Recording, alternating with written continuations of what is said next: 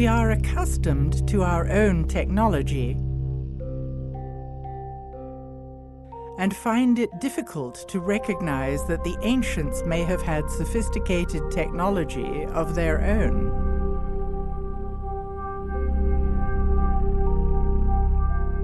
Since the technology of the ancients is not obvious to us, are we looking in the wrong place?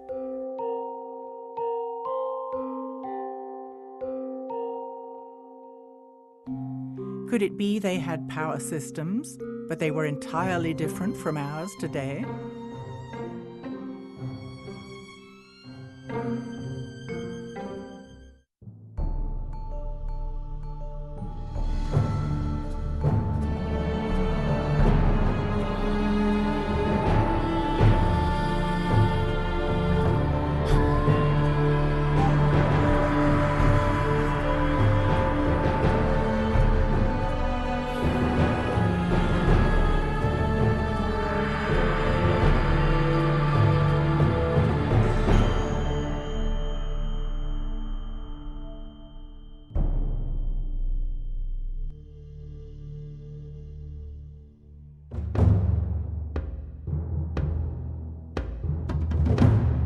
Looking at the architecture of structures from ancient Egypt stimulates a sense of wonder. Clearly, Egyptian monuments rival the grandeur of our most modern buildings today. Yet we are taught to believe that we are the ones with knowledge of high technology, something the ancients could not possibly have had. As long as we think that the ancients weren't able to use high technology, then we're not looking for it. And yet, the evidence is right in front of our eyes. We find megalithic sites everywhere around the world. So there's certain things in common that they all seem to know, and we don't know it. Yeah, a lot of people are trying to figure out why mankind built these structures out of these huge megalithic stones. We don't even know how to move 200, 300-ton stones very well today, let alone 4,000 or 5,000 years ago. I started looking at megalithic structures from an electromagnetic point of view, and sure enough, I began to find that there were these energies there present in measurable forces. Strange things happen sometimes in sacred sites, and those are clues that the physics that we're taught in school is not everything. For thousands of years, the pyramids and the Sphinx stood as sentinels on the open desert. Yet, in recent years, a 20-mile wall, 14 feet high, was installed around the enormous site of the Giza Plateau.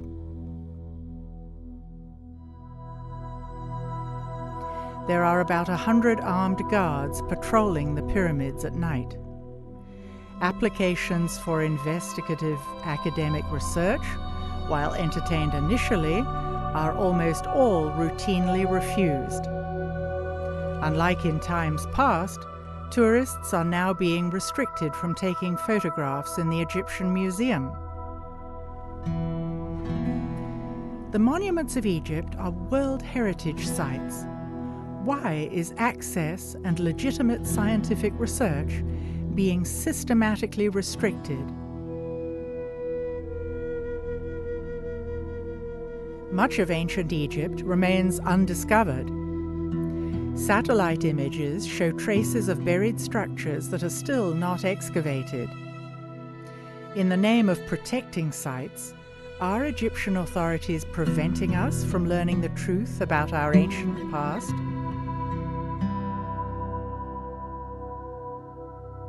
Despite strict regulations on what kind of research is allowed, there is still an extraordinary amount of evidence that shows that the ancient Egyptians had knowledge that has been lost. We don't have the technology to build the pyramids now. Not even close. We're not the most evolved we've ever been. And that is one of the blinders that has stopped us from imagining that the ancients could have been far smarter than us. Hakim Awian was raised by indigenous elders who lived in the area of the Band of Peace. Having preserved the ancient Suf language, stories were passed down generation after generation.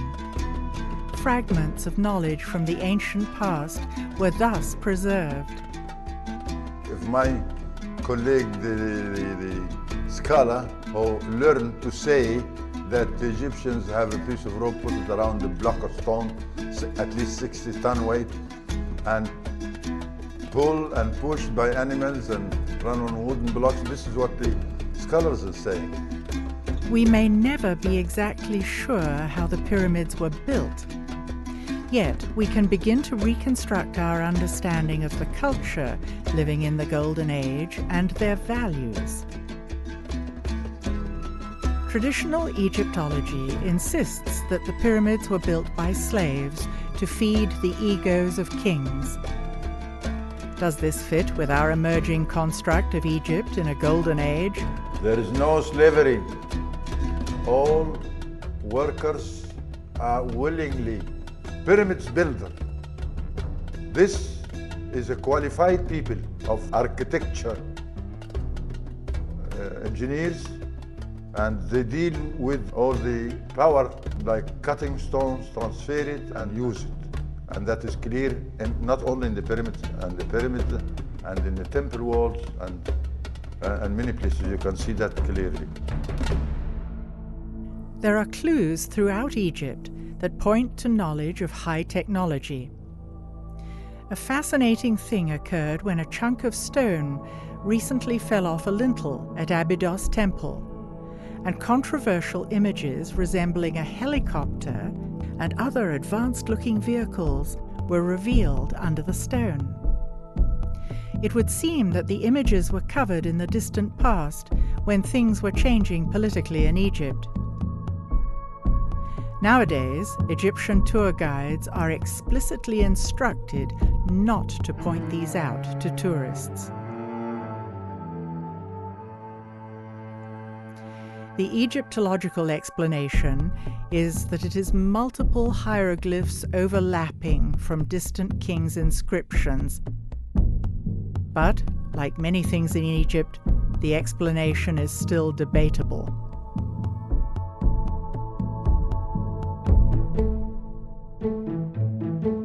Another controversial object that Egyptologists merely deem impossible is the artifact commonly known as the Baghdad Battery, that generates a mild electrical charge. Similar ancient artifacts that match these objects have been found in Egypt. We can't say for certain, but it would appear that the Egyptians documented the existence of these artifacts as well. Recreations of these objects have been made and have successfully created electric current. Also noteworthy are strange representations of objects that resemble light bulbs, found in the crypts at Dendera. There was no natural light inside these underground crypts, but we see no soot from torches or oil lamps, the only lights we know the ancients used. Could the ancient Egyptians have had their own source of electrical power? If nothing else, the ancients had to cut, move, and lift massive stone blocks that would challenge our engineers today. What was their secret? We automatically assume that ancient structures are for ceremonial and religious purposes. Maybe the pyramids served a completely different function than previously imagined. There's been lots of speculation about what the pyramids were actually built for. The most accepted notion is that they were tombs.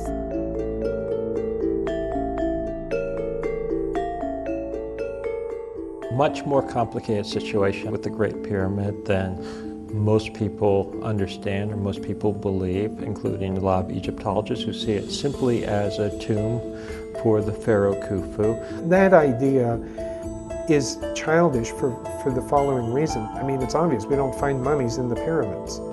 And of course, not finding a single mummy in any of the pyramids doesn't seem to deter the people who think that that's what they were for.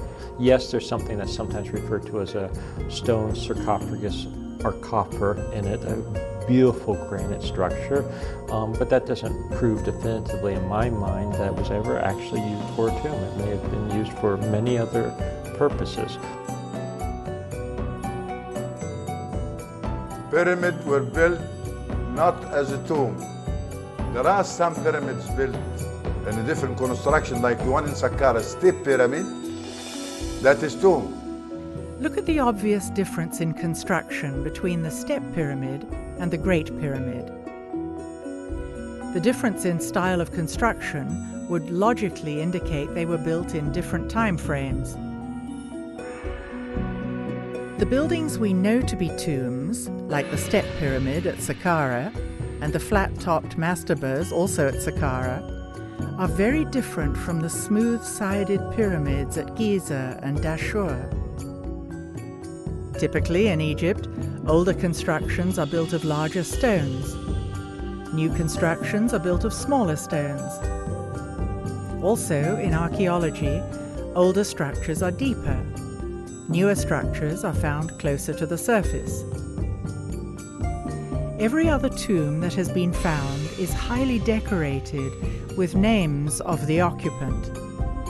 The inside of these pyramids seems solely functional and not decorative at all. But if we stop altogether and say, okay, if they weren't tombs, what were they? What are the biggest structures that modern man builds on the planet? The biggest, most awe-inspiring structures we create are hydroelectric dams. Why are we willing to invest such awe-inspiring amounts of labor and effort in constructing those? Because we know we're going to get a very valuable physical return in the form of electricity. And by comparison, I wonder if the ancient megalith builders weren't willing to invest such staggering amounts of resources by even smaller populations because they knew that they could get something very physical and worthwhile back from it. People are fascinated by Egyptian monuments, and some report the energy is palpable at these sites. Is it possible to confirm this energy through scientific means? What I've been finding in the last 20 years of research is a lot of experiments that have been done that show that there's a certain type of energy that does not exist in our current science. It's unknown with our current science. We call it subtle energy. Well, this is a whole new trend of thought in looking at ancient structures, that maybe the ancients understood subtle energies. So this appears to be a technology that may have existed in megalithic societies. You know, these societies that built things out of big stones. It makes sense that you could motivate an entire population to invest so heavily in building these structures, I think. And I don't mean to say by any means that this is the only purpose of the megaliths, but I think it's pretty clear that it's at least one of the primary or one of the important purposes for building these structures. We find megalithic sites everywhere around the world, and there's a tendency to make circles or certain types of formations. Megalithic sites occur all over the world. Is their placement random, or does the location of these sites reveal yet another hidden layer of ancient knowledge? One thing I found looking at different megalithic structures over a few continents and numerous places around the world, overwhelmingly these places, the pyramids, the Stonehenges, etc. of the world, were placed on ground where an unusual type of geology naturally concentrates the regular daily natural electromagnetic fluctuations that occur everywhere on the Earth each day. You go into England, for example, the ley lines that cross England, the Michael line, which is hundreds of miles long that crosses England, that carries this energy along that line. It will therefore generate electric currents in the land called telluric currents in the straight geological sense of that word. And those occur everywhere on the planet. We know that this ley energy, this subtle energy, passes along these lines. There are certain special types of geology that will magnify those several-fold. And that's where we found the megalith builders preferred to put their monuments. And typically where lines cross, where you get more than one line intersecting, temples were often built. These are called conductivity discontinuities, which sounds highly technical, but it's merely the place where one area of ground that has a good ability to conduct electricity meets another area of ground that has a lesser ability to conduct these natural electric currents. The Chinese had the same tradition. They called them dragon lines. It was illegal for a commoner to be buried on such a line. A king had to be buried on such a line. They put palaces there.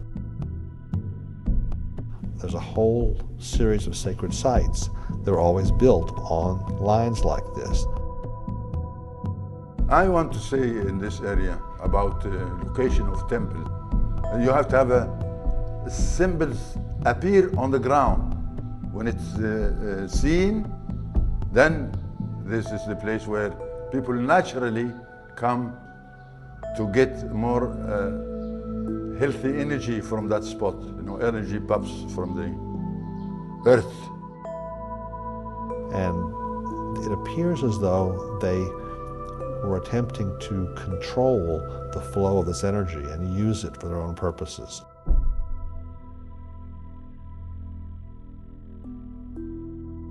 The key hours, unfortunately, are the pre-dawn hours. If you really want to study this, you've got to get up at 3 and get out there very fast. That's because the energy that is involved in these sites, that's really fueling most of it, originates with the daily changes in the Earth's geomagnetic field. It's strongest during the day, weakest at night. And in the hours leading up to dawn, the weaker field lines now come roaring back to closer to full strength very quick. It's the most dramatic time in terms of change of magnetic strength per hour. It's the most dramatic time of the day. And wherever you have a changing magnetic field occurring, you are generating electric current in anything present that will conduct electricity. It's a simple principle of physics known as induction, and it's a universal. Normally, in everyday life, we don't ever see large concentrations of this energy. Normally, it'll show up at, let's say, at mountaintops, at sacred sites. You'll feel a certain calm, a certain peace. Sometimes people in those places report mystical experiences. They'll see into some other dimension, okay? They'll see into some other time. The Chinese have known about this for a long time, and they call it qi. The Hindus, in their ancient texts, call it prana. And the yogis, that maintain a very ancient tradition, use it. It affects a variety of different processes. Electricity, magnetism has a strong effect on that. So it modifies all the other laws of physics. When you look back on how sacred sites were chosen and buildings like the pyramids were constructed, the suspicion arises that they understood quite a bit more about this stuff than we do, and they may have been using it in their engineering. Then the megalith builders designed these structures and then built them in such a way as to further concentrate those energies. So they definitely seem to have known what they were doing. We are not used to things built out of stone being high technology. It is clear that several different kinds of stone from a variety of sources were used to construct Egyptian monuments.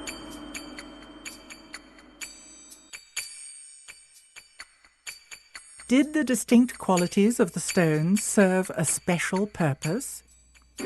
What I do find fascinating is that the core of the pyramids, at least at Giza, are made out of one type of limestone. Now, it is the limestone that was closest, but it also happens to be the type that's called dolomite because it's got a high magnesium content. And because of that metal content, that kind of limestone conducts electricity pretty well.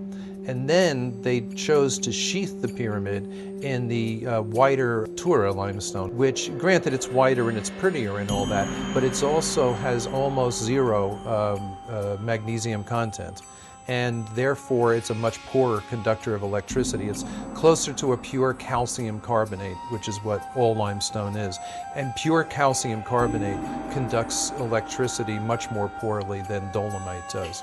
It's interesting to me that those outer stones were the ones that they cut so precisely that all these thousands of years later you still can't get a razor blade between them. Because basically what we've got here is we've got a situation with a highly electrically conductive core of those pyramids wrapped in what is effectively a very effective insulator. Why the granite in the passageways, you know? And so, of course, I'm thinking from an electrical point of view and a physical point of view. Is there anything special about granite? And yeah, there is. Granite is slightly radioactive, and it will ionize or electrify the air. It releases radon gas, which is radioactive. Granite is a transmission stone. It's not dead stone, it's alive. So you have these sealed shafts with granite linings, and I wonder if it wasn't designed to keep an electrical charge present in those shafts.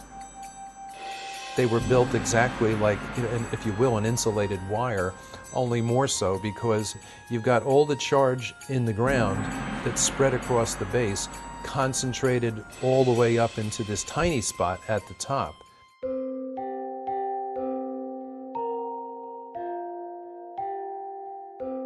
We find similarities in 3 different constructions. The one at Giza here, Valley Temple, and one at Abydos, and another one abroad in England, the Stonehenge.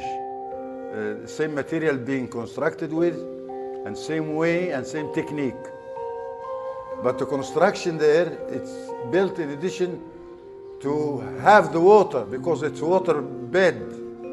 It's a huge water bed, and it's still working, still producing water. In Egypt, you do have a similar situation to England in that you have limestone aquifers under the monuments. An aquifer is an underground layer of porous, water-bearing rock. Water flows through the aquifers as rainfall, or when rivers and lakes flood, the water drains into them.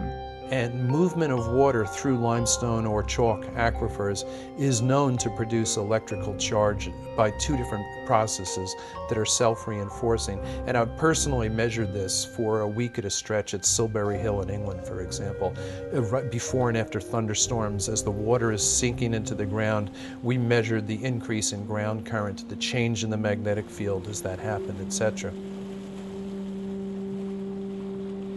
And in Egypt, you had the Nile crashing, dropping every year and then flooding again. And that movement of water up and down through the layers of limestone would generate electrical charge. Flowing water generates at least a mild electrical charge, which means it generates an electric current, which means it generates a magnetic field as well. So if you were looking to give an electrical charge, a little boost to, say, a mound or something like that, it makes a lot of sense to have it at a minimum running water.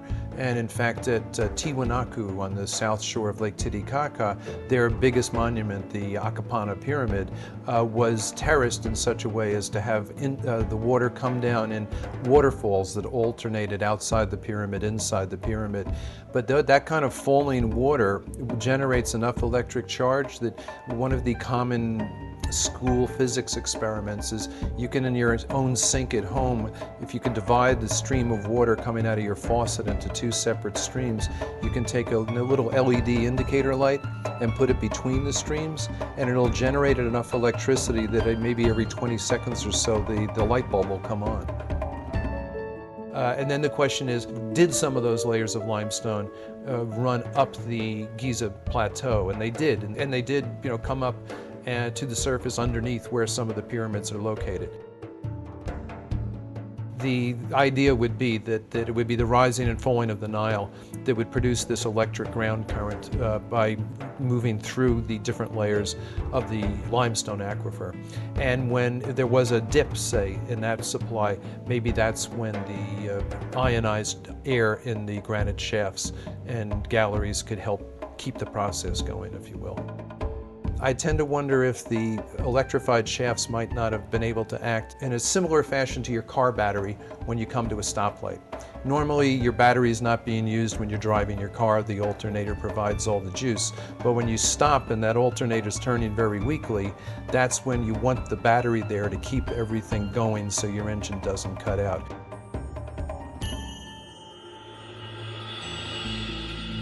So you've got this concentration of negative charge from the ground at the peak of the pyramid or mound, and a concentration of positive charge above it. And if those two become strong enough, you can start to get brush discharge, which would mean it would glow, like ball lightning, for example. It's a theory. Why in the Great Pyramid is there no frescoes, there's nothing, no decorations at all? Now, some people have proposed the idea that the pyramids are actually energy machines. And so I liken this to the fact, like, you wouldn't put a decoration inside your oven. I was talking with a woman who had spent some time in the Great Pyramid, and her comment was, it felt like I was in a machine. She said it was not like this, oh, it's a wonderful shrine. She said it felt very functional. In fact, she made a comment that I actually think is probably right on. She said, I felt as if I wouldn't have wanted to be in here when it was running.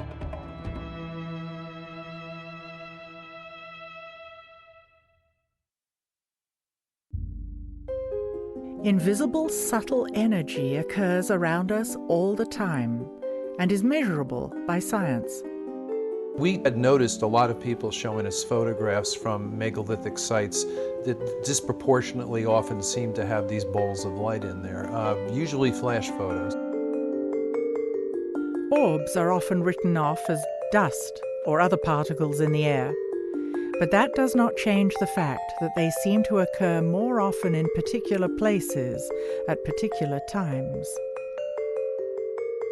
At Tikal, at the top of the most energetic pyramid that we found down there, we took a lot of flash photos during the course of our 8-hour stakeouts, which would run from roughly 3 a.m. till 11 a.m.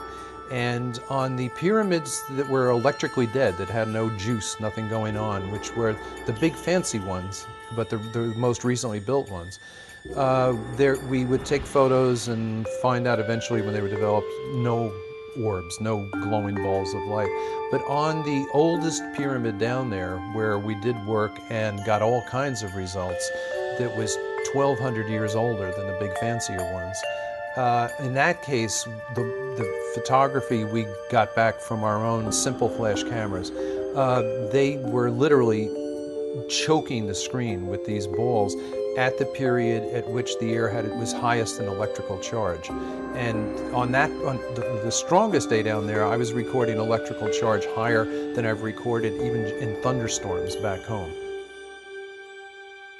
We don't know what orbs are, but our personal guess is that they're balls of ionized or electrified air that will tend to hang together. A good analogy would be ball lightning, where it's simply so electrified that the molecules are excited enough to glow. Other evidence shows that there is energy occurring naturally everywhere on the planet that our science knows about but seems to ignore.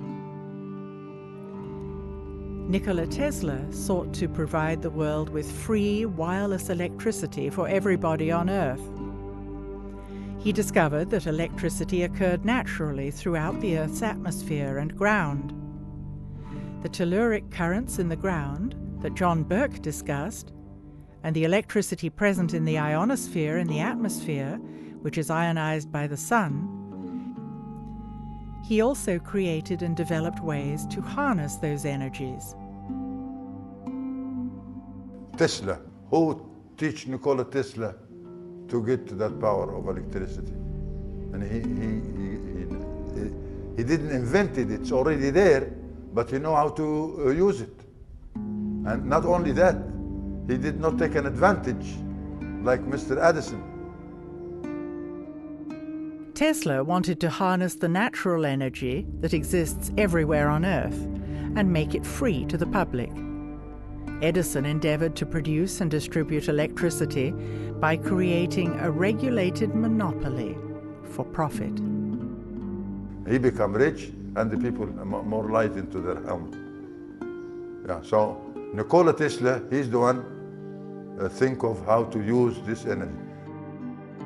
Between 1901 and 1917, the Tesla Tower was built on Long Island as a wireless broadcasting system for telephone and electrical signals.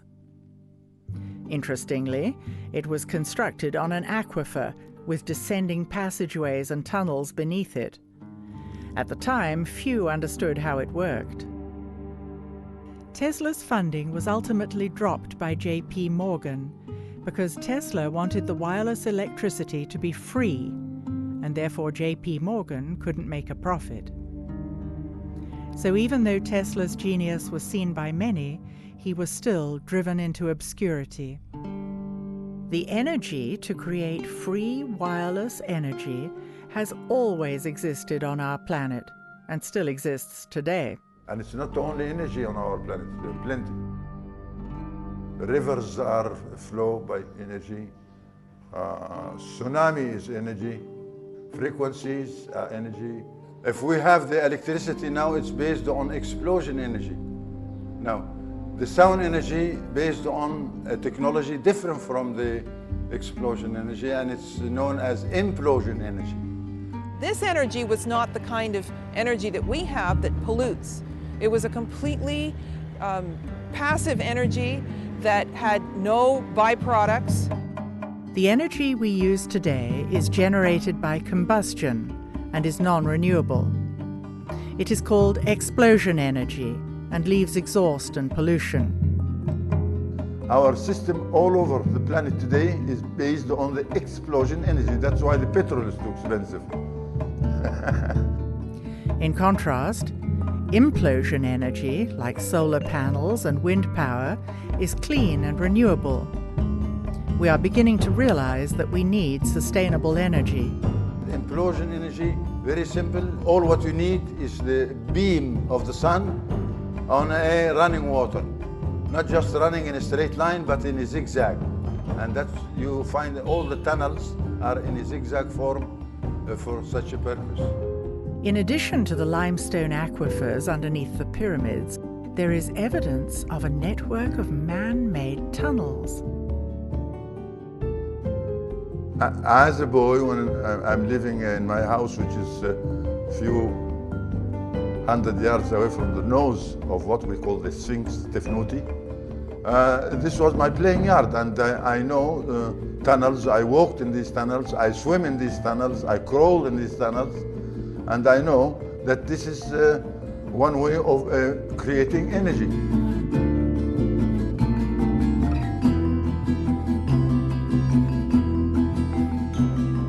Now this is cost nothing. I mean, all what you need is a beam of the sun reaching the running water underneath the tunnel, and you can see that there are many openings in each tunnel permit this sun beam reach the water. And when it does, then the energy is there. Energy is not just to run your car, or it's run the people, feed the people.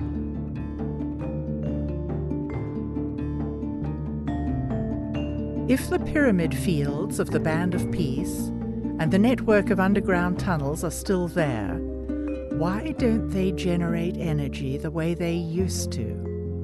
In the condition of the pyramids now, stripped of those smooth insulating outer casings, it's going to leak electrical air about as well as a car radiator radiates heat. I mean, it's almost perfectly designed to weaken that, and yet still you get these reports of people like Siemens, who was one of the pioneers of electricity, and he was an Englishman. There's even a unit of electrical, I believe, resistance named after him called the Siemens. He was on top of the Great Pyramid, I think, during the 1880s, and they began to notice that when his Arab guides stood up and spread his fingers, they'd hear a ringing. And when he closed them, you wouldn't. And he stood up, and he could sense the literal electricity in the air. And on the spot, he improvised an instant Leyden jar, which is one of the earliest things they used to use to store electric charge. And he did it by opening a wine bottle, wetting some newspaper, wrapping the wet newspaper around the glass wine bottle, and holding the wine bottle up above his head until sparks started to issue from the wine bottle. And at that point, his Arab guides started accusing him of things like witchcraft. They got into a physical struggle, and he accidentally touched one of the guides with the charged wine bottle, and it knocked the man to the ground and unconscious for a short period, after which they took off down the pyramid. But there was, in other words, a professional scientist familiar with electricity in its rudimentary but accurate forms, sensing exactly that, even in this ruined condition that the pyramid's in today. Yeah.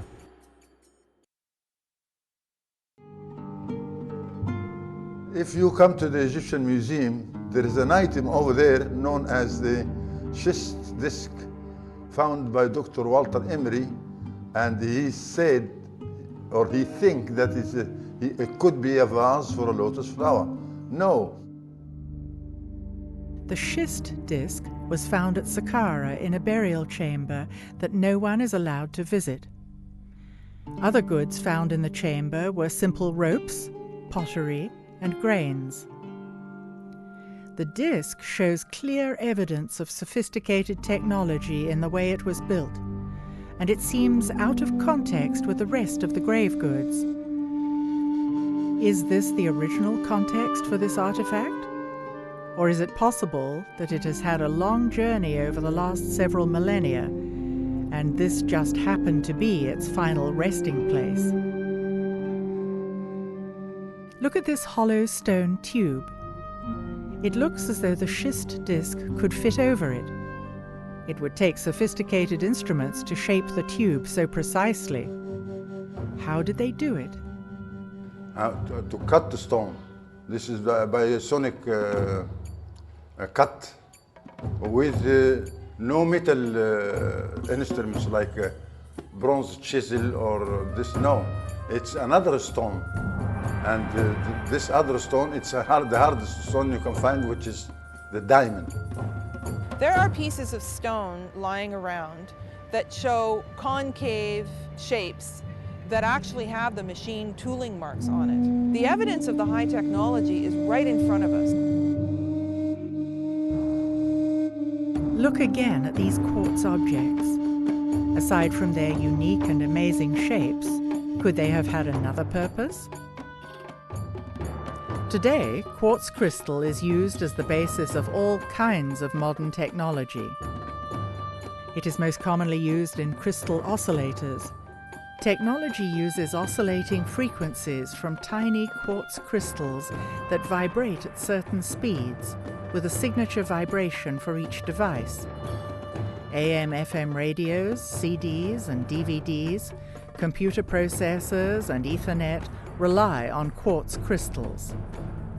Could it be that the ancients were tapping into this technology and using it on a much larger scale, in a way we can only begin to imagine?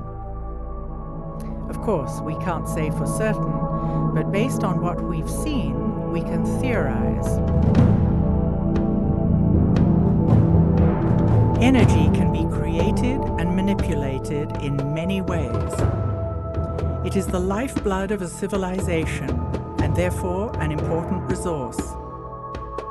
In Egypt, there are 67 constructions all along the Nile like sails.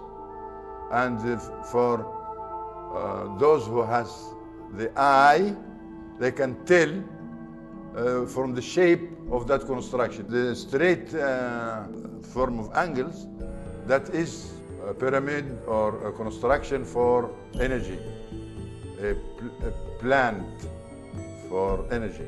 That's what we have. A theory that's always struck me, that they were intended actually to somehow or another spiritualize a whole civilization. In other words, to provide a widespread, high level of energy that people needed because a descending age was upon them. And I believe what the pyramid and other certain other structures were constructed for was to basically act as a kind of the equivalent of a street light. You know, if you're in a neighborhood that's maybe not the nicest neighborhood and it gets dark at night, you like to have bright lights go on. And that's effectively what the Great Pyramid was. Now, these were not lights that illuminated it so that people could see where they were going. It was basically a device, a generator for, if you will, broadcasting and transmitting throughout the planetary structure a type of field which uplifted the entire humanity. And maybe those pyramids were built in some sense or another to stay the decline. Let's call them in some sense or another spiritual granaries designed to somehow store an emotional or spiritual or psychological or some sort of energy that was needed to keep people from becoming the total barbarians that they subsequently became. We had the ability to basically prop up humanity for a while using the system, but what we saw was the street light eventually went out.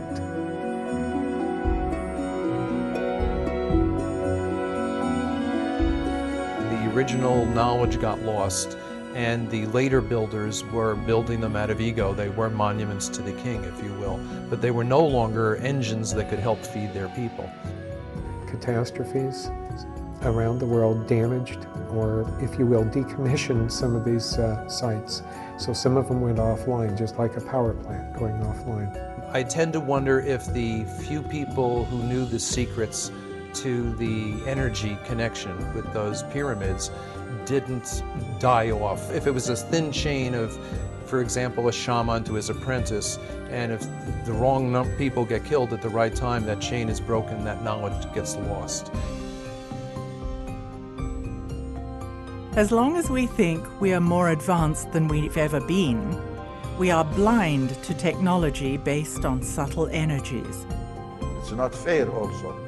It's not fair to deny what you can see and touch by your own hand. This is all needed, a technique, and we have that technique still. But nobody wants to listen.